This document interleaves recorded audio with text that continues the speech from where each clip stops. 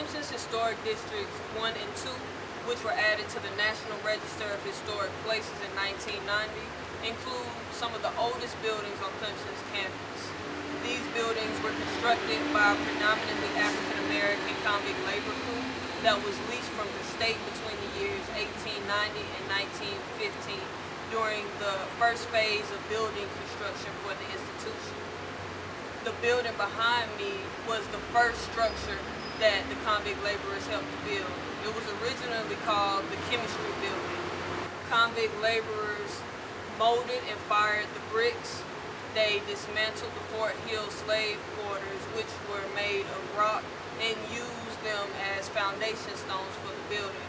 In fact, you can still see portions of those stones right behind me on the right side of the building, which is where I'm located.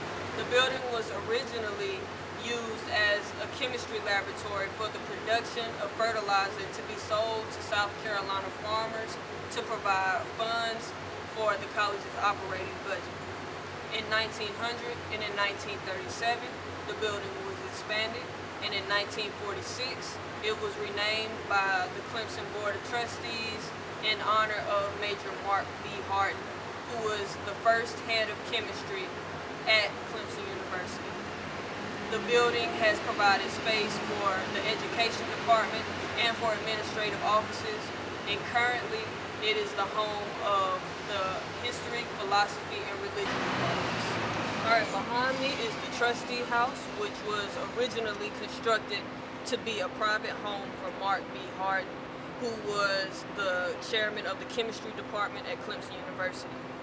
The land that this house was constructed on was originally used as a private garden for enslaved persons to cultivate, who worked for both the Clemson and the Calhoun families during the antebellum period.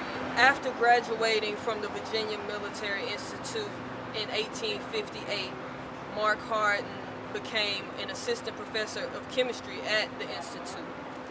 Following the Civil War, however, he worked as a chemist in New York and as a full professor at the Virginia Military Institute until he was hired on as the head of the chemistry department at Clemson University. He was also the chief chemist of the South Carolina Agricultural Experiment Station. Today, the Trustee House is used as office space for the Clemson media relations staff.